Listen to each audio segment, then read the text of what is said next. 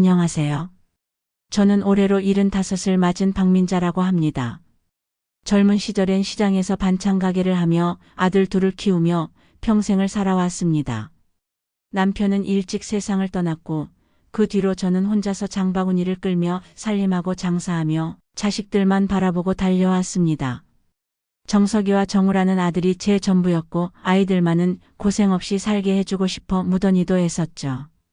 그러다 보니 제 인생은 늘 다음에 언젠가로 미뤄졌습니다. 나이가 들고 하루하루가 느려지기 시작하면서야 비로소 제 인생을 돌아보게 되더군요. 그러다 문득 생각이 들었습니다. 이제는 나도 내 삶을 조금 돌아봐도 되지 않을까. 그렇게 맞이한 칠순. 처음엔 대수롭지 않게 넘기려 했지만 속마음은 달랐습니다. 특별한 걸 바라진 않았어요. 그냥 가족들이 한자리에 모여 따뜻한 밥 한 끼 나누고 엄마 고생 많으셨어요 라는 말 한마디 듣는 게 소원이었죠. 그래서 아들과 며느리에게 조심스럽게 말을 꺼냈습니다. 내가 이번 칠순에 너희랑 식사라도 같이 하고 싶다. 그러자 며느리 수진이는 밝게 웃으며 말했어요. 어머님 그럼요. 저희가 멋지게 준비해 드릴게요. 어머님은 걱정 마시고 기다리세요. 그 말에 마음이 풀렸습니다. 정말 고마웠어요. 바쁜 세상에 부모 생일 하나 챙기기 쉽지 않다는 거 저도 잘 알거든요. 하지만 혹시나 부담이 될까 싶어 저는 얼마 안 되는 적금을 깼습니다. 400만 원. 시장 장사하면서 남모르게 모아둔 돈이었어요.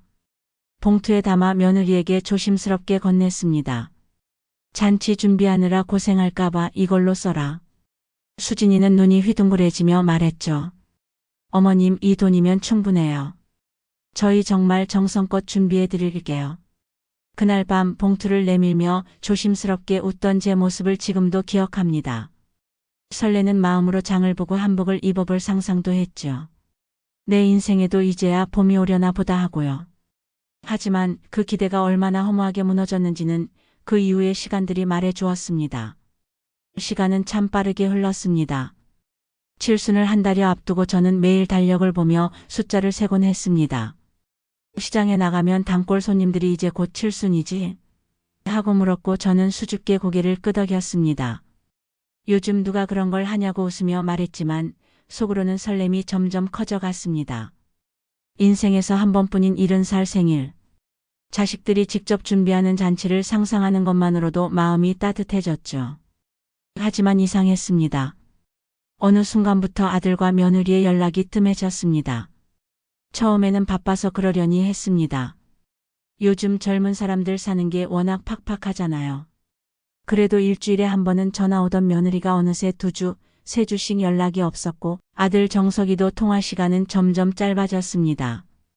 제가 먼저 전화를 걸면 회의 중이야, 지금 운전 중이라는 말만 돌아왔습니다. 그러던 어느 날 잔치 날짜가 다가오는데도 아무 이야기가 없어 불안한 마음에 아들 집에 들렀습니다. 마침 집엔 아무도 없었고 초인종을 눌러도 대답이 없기에 며칠 전 며느리가 급할 때 쓰라며 알려준 비밀번호를 눌러 조심스럽게 안으로 들어섰습니다. 거실에는 커다란 캐리어와 여행용 가방들이 가지런히 놓여 있었고 탁자 위엔 정리되지 않은 서류 뭉치가 흩어져 있었습니다. 무심코 손에 든 종이엔 여행 일정표가 적혀 있었습니다. 방콕 푸켓 5박 6일 럭셔리 패키지. 방콕 호텔 푸켓 풀빌라 전신 마사지 고급 투어 포함. 순간 손끝이 떨려왔습니다. 날짜를 다시 보니 출발일은 바로 제 칠순 당일이었습니다. 눈앞이 아찔해졌습니다.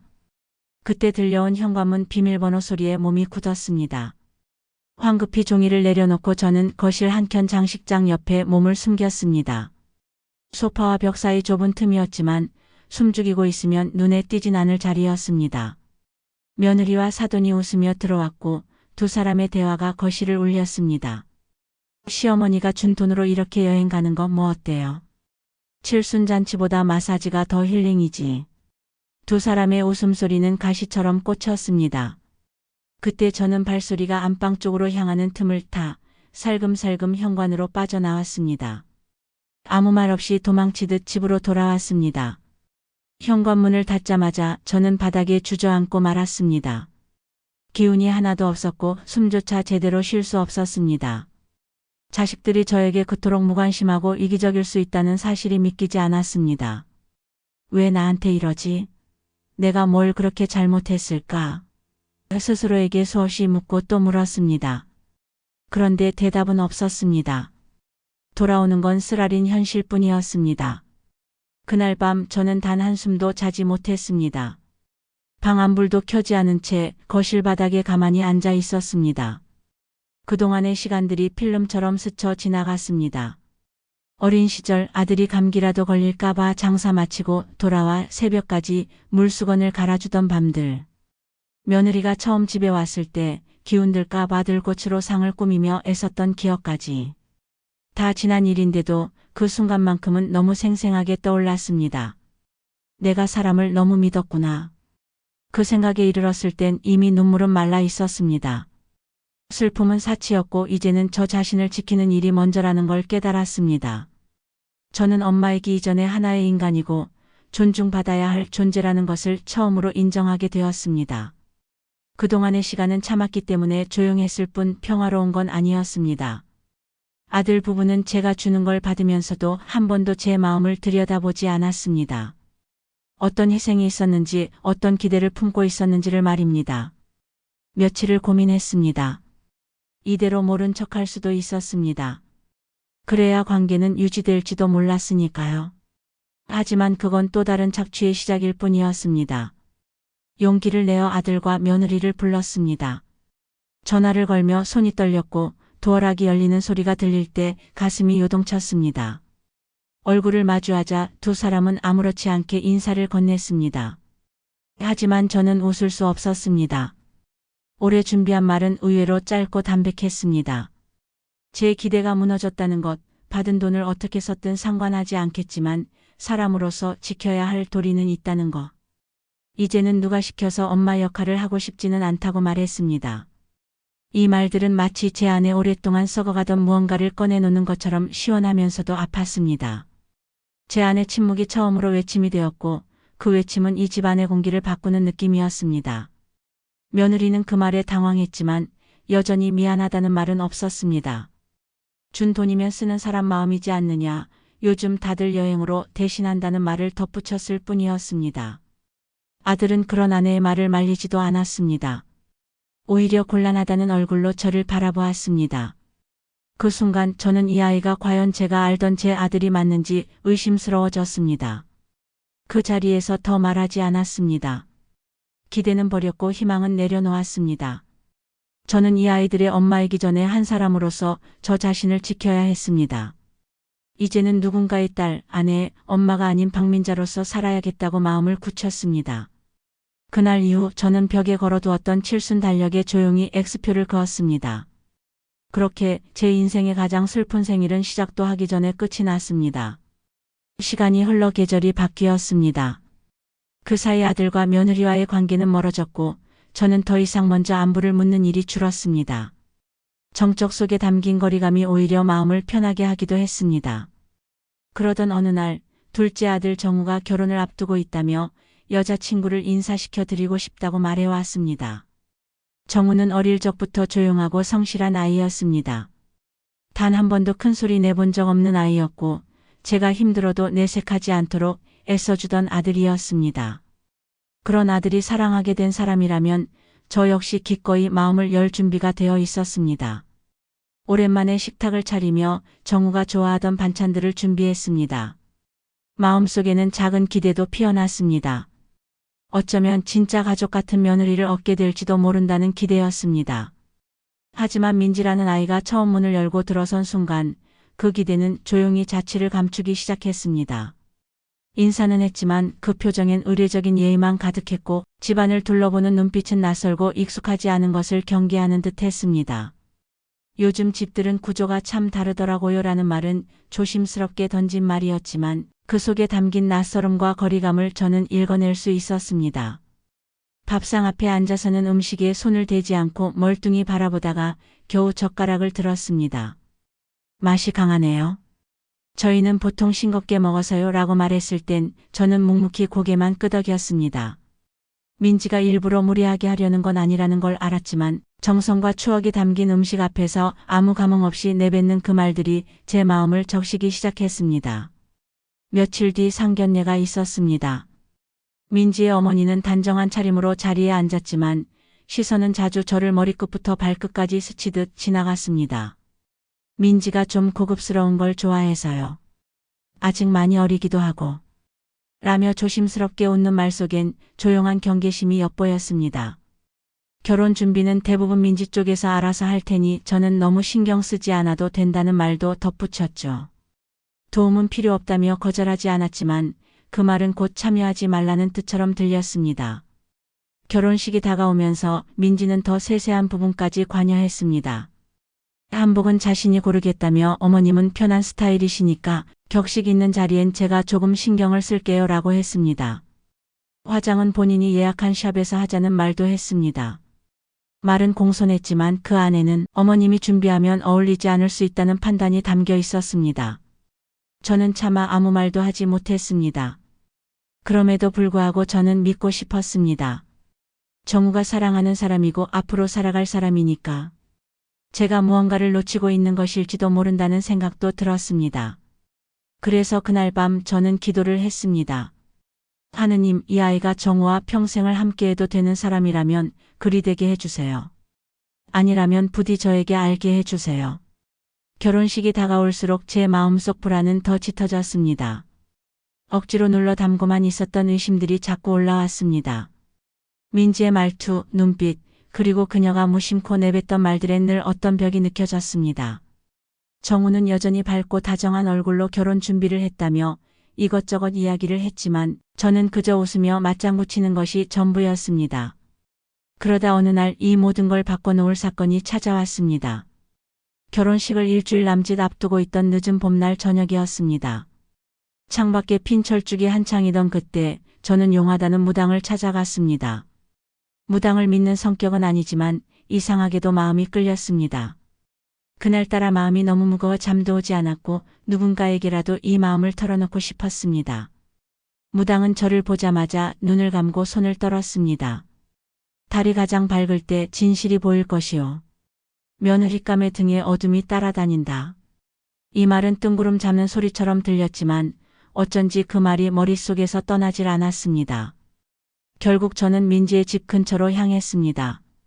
확실한 이유도 없이 그저 제 발길이 그쪽으로 향했을 뿐이었습니다. 밤 8시가 넘은 시각, 그녀의 아파트 앞에서 낯선 고급 차량이 도착했고 얼마 지나지 않아 민지가 웃으며 그 남자에게 달려나가는 모습이 보였습니다. 두 사람은 아무렇지 않게 손을 잡고 걸었고 민지는 결혼식만 끝나면 다시 예전처럼 돌아갈 수 있겠지? 라는 말을 했습니다. 그 순간 저는 충격에 휩싸였습니다. 마음 깊숙이 무너져 내리는 소리가 들리는 듯 했습니다. 휴대폰으로 그 장면을 촬영하려던 찰나 제 손은 떨려 제대로 초점을 잡지 못했습니다. 마음은 조급했고 정신은 아득했습니다.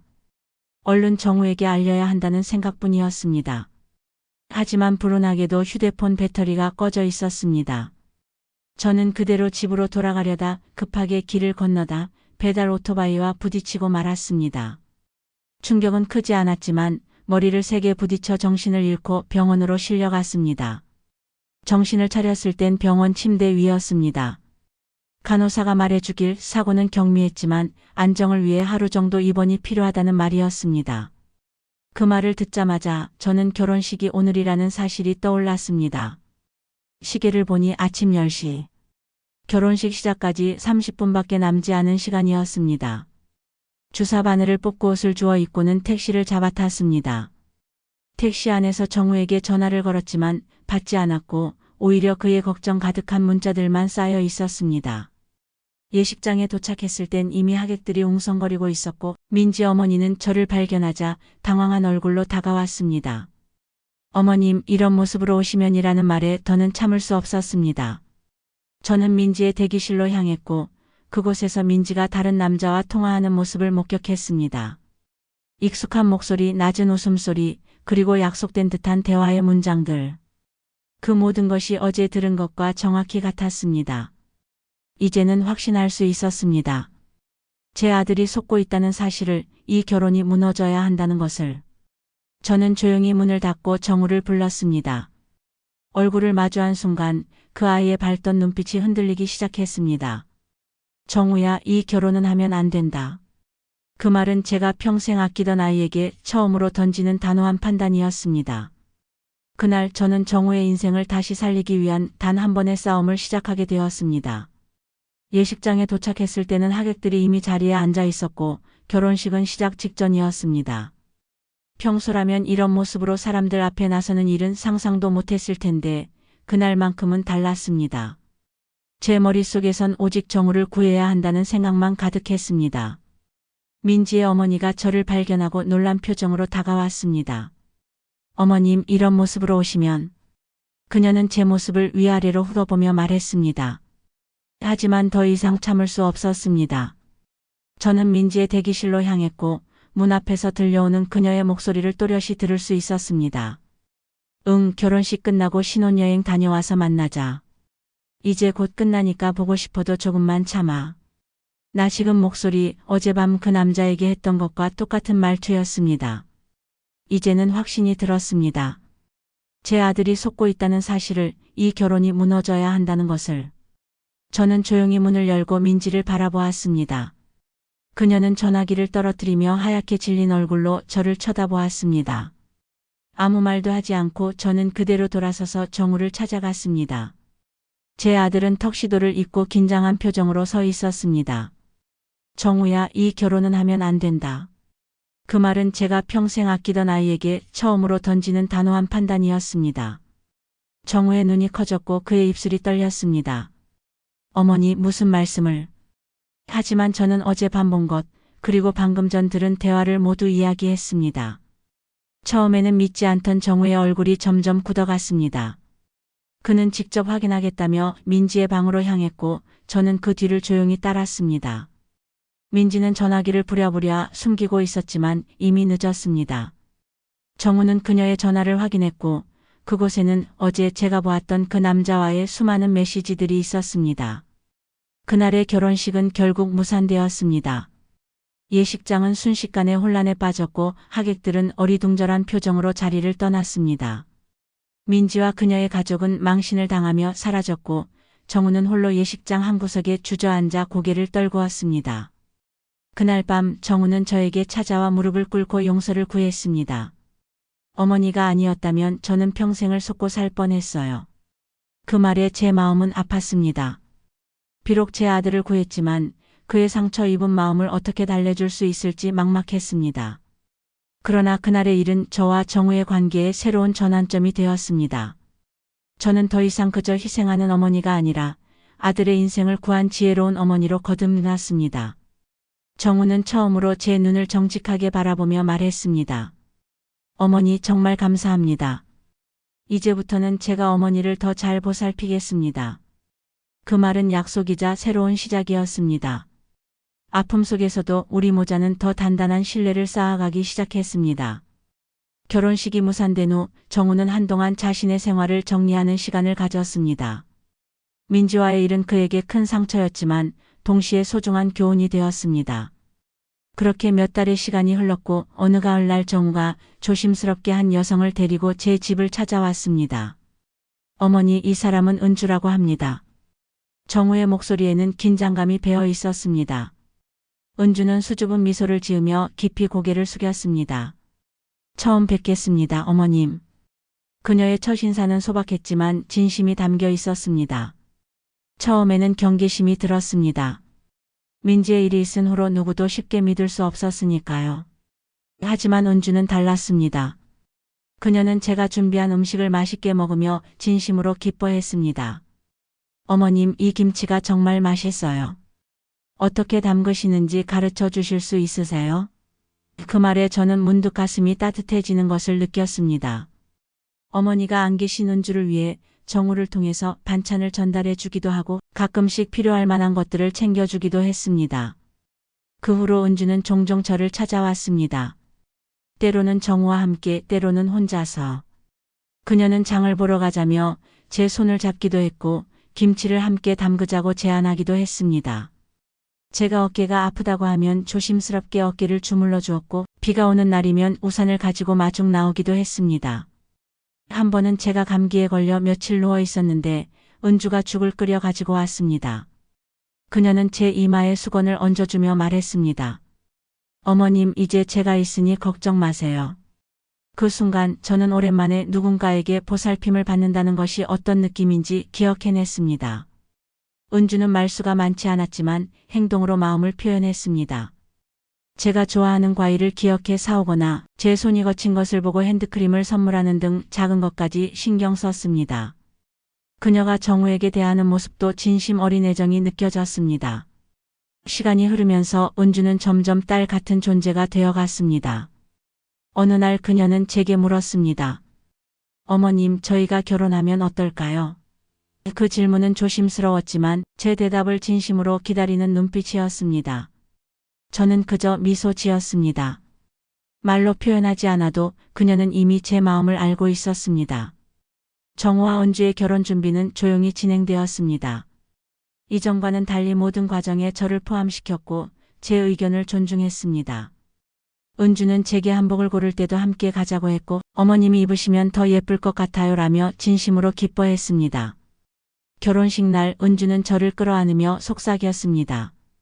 어머님, 이제 저도 딸이 되었어요. 앞으로 잘 부탁드려요. 그 말에 저는 오랜만에 눈물을 흘렸습니다.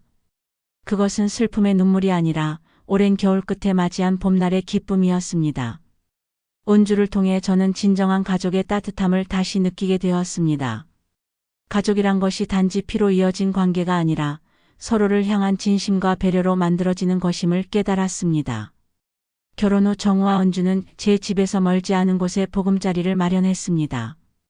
그렇게 평온한 날들이 이어지던 어느 날 정우와 은주가 들뜬 표정으로 제 집을 찾아왔습니다. 어머니, 좋은 소식이 있어요. 정우가 조심스럽게 말을 꺼냈습니다. 은주는 수줍게 웃으며 그의 손을 잡았습니다. 저희 아이를 가졌어요. 그 순간 제 마음속에서 무언가가 꽃처럼 피어났습니다. 할머니가 된다는 사실이 실감나지 않아 한동안은 그저 두 사람을 바라보기만 했습니다. 은주는 다가와 제 손을 잡았습니다. 저는 어머님처럼 좋은 엄마가 될 수 있을지 걱정돼요. 그 말에 저는 은주를 품에 안았습니다. 오랜 시간 참아왔던 눈물이 그제야 왈칵 쏟아졌습니다. 걱정하지 말렴. 은주는 이미 충분히 훌륭하단다. 제가 그렇게 말하자 은주도 함께 눈물을 흘렸습니다. 그것은 기쁨의 눈물이자 신뢰의 표현이었습니다. 제 품에 안겨 울던 은주는 마치 제 딸 같았고 그 순간 저는 오랜 세월 잃어버린 가족의 따뜻함을 다시 느꼈습니다. 그날부터 저희 생활은 달라졌습니다. 태교에 좋은 음식을 연구하고 아기 옷을 뜨개질하며 하루하루를 보냈습니다. 은주의 배가 불러오면서 저도 함께 설레었습니다. 병원에 가는 날이면 저도 동행했고 초음파 사진을 보며 함께 기뻐했습니다. 어머님, 우리 아기가 손을 흔들어요. 라는 은주의 말에 저는 말할 수 없는 행복을 느꼈습니다. 출산 예정일이 다가오자 은주는 더 자주 저를 찾아왔습니다. 어느 날은 제 옛날 사진첩을 보다가 어린 정우의 모습을 발견하고는 즐거워했습니다. 어머님, 정우 씨가 아기였을 때 정말 귀여웠네요. 우리 아기도 이렇게 생기면 좋겠어요. 그 말에 저는 미소 지었습니다. 그렇게 시간이 흘러 마침내 은주가 건강한 여자아이를 출산했습니다. 병원에서 처음 손주를 안았을 때 제 가슴은 벅차올랐습니다.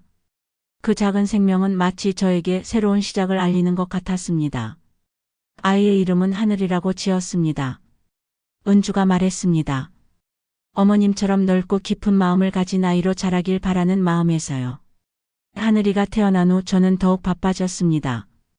은주가 회복하는 동안 저는 아이를 돌보며 많은 시간을 함께 했습니다. 그동안의 배신과 상처는 이 작은 생명 앞에서 조금씩 치유되어 갔습니다. 아이를 안고 자장가를 불러주며 저는 문득 깨달았습니다. 세상에는 나쁜 사람도 있지만 그만큼 착한 사람도 있다는 것을.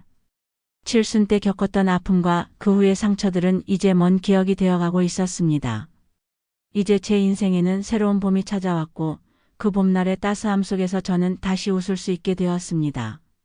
하늘이의 작은 손을 잡으며 저는 생각했습니다.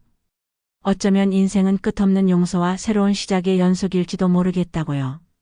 하늘이가 첫 걸음마를 떼던 날 저는 더 이상 과거에 묶여있지 않기로 했습니다. 이제는 앞으로 나아갈 시간이었으니까요. 긴 여정 끝에 맞이한 이 따뜻한 결말이 제게는 가장 값진 선물이었습니다. 오늘 사연 어떠셨나요? 무료인 구독과 좋아요, 댓글은 영상 제작에 큰 힘이 됩니다. 사연을 들어주셔서 진심으로 감사드립니다.